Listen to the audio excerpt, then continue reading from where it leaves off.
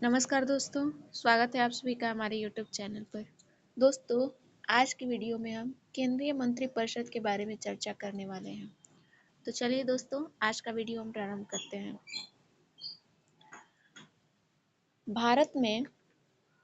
भारत के संविधान में सरकार की संसदीय व्यवस्था जो है वह ब्रिटिश मॉडल पर आधारित है। हमारी राजनीतिक और प्रशासनिक व्यवस्था की जो मुख्य कार्यकारी अधिकारी होती है वह मंत्रिपरिषद ही होती है, जिसका नेतृत्व हमारे प्रधानमंत्री जी करते हैं। संविधान में संसदीय व्यवस्था के सिद्धांत जो है वह विस्तार से नहीं लिए गए हैं, परंतु इसके हमारे संविधान के जो दो अनुच्छेद हैं, अनुच्छेद 74 और 75, इसके बारे में यानी केंद्रीय मंत्रिपरिषद के बारे में संक्षिप्त और सामान्य वर्णन करते हैं।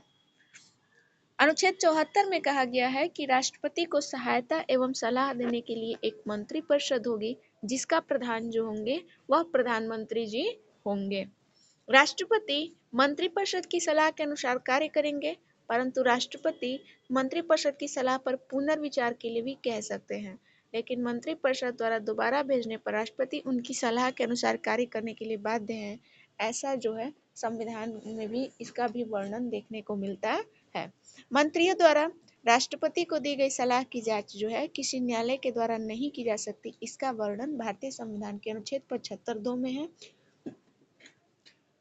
अब देखते हैं मंत्रिपरिषद का आकार। अगर देखा जाए तो मूल संविधान में मंत्रियों की संख्या के बारे में किसी भी प्रकार का कोई प्रावधान नहीं किया गया है। भारतीय संविधान संशोधन विधेयक 91वें संविधान संशोधन के द्वारा जिस 91वां संविधान संशोधन 2003 में यह प्रावधान किया गया कि प्रधानमंत्री सहित मंत्रिपरिषद के सदस्यों की कुल संख्या जो है वह लोकसभा की कुल संख्या की केवल 15% होगी, इससे अधिक नहीं होगी। अतः वर्तमान समय में मंत्रिपरिषद की जो सदस्य संख्या है लोकसभा की वह भी 15% ही निर्धारित है। अब देखते हैं मंत्रियों की नियुक्ति। मंत्रियों की नियुक्ति जो है वह प्रधानमंत्री की सलाह पर राष्ट्रपति द्वारा की जाती है। लोकसभा तथा राज्यसभा दोनों ही सदनों से मंत्री नियुक्त किए जाते हैं।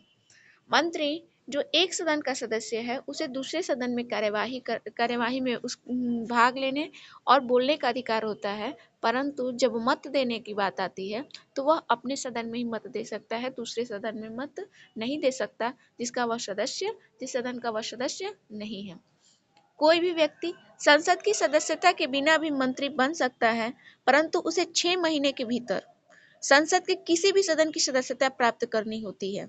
यदि वह ऐसा नहीं करते हैं तो उन्हें मंत्री पद से हटा दिया जाता है। अब आते हैं शपथ पर। तो तीसरी अनुसूची के अनुसार मंत्रियों को पद एवं गोपनीयता की शपथ जो है राष्ट्रपति के द्वारा दिलाई जाती है। अब देखते हैं मंत्रियों के उत्तरदायित्व। मंत्रियों के दो प्रकार के उत्तरदायित्व होते हैं। एक सामूहिक उत्तरदायित्व होता है और दूसरा जो होता है वह व्यक्तिगत उत्तरदायित्व होता है।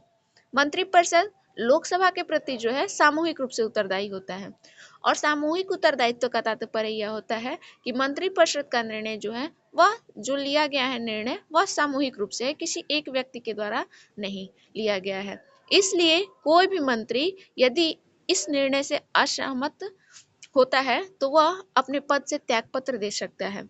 अतः कोई भी मंत्री इससे असहमत नहीं हो सकता है और एक मंत्री के द्वारा लिया गया निर्णय सभी मंत्रियों के द्वारा लिया गया निर्णय के बराबर माना जाता है। यदि किसी एक मंत्री के निर्णय से लोकसभा असहमत है तो समूचे मंत्रिपरिषद के विरुद्ध जो है वह अविश्वास प्रस्ताव पारित होता है और पूरे मंत्रिपरिषद को ही त्यागपत्र देना पड़ता है।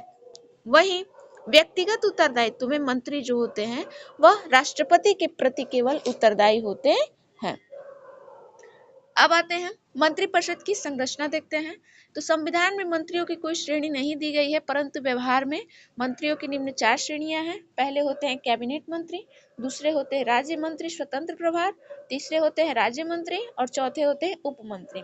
कैबिनेट मंत्री जो होता है वह ऐसे मंत्री को मंत्रिमंडल की प्रत्येक बैठक में उपस्थित होने और भाग लेने का अधिकार होता है।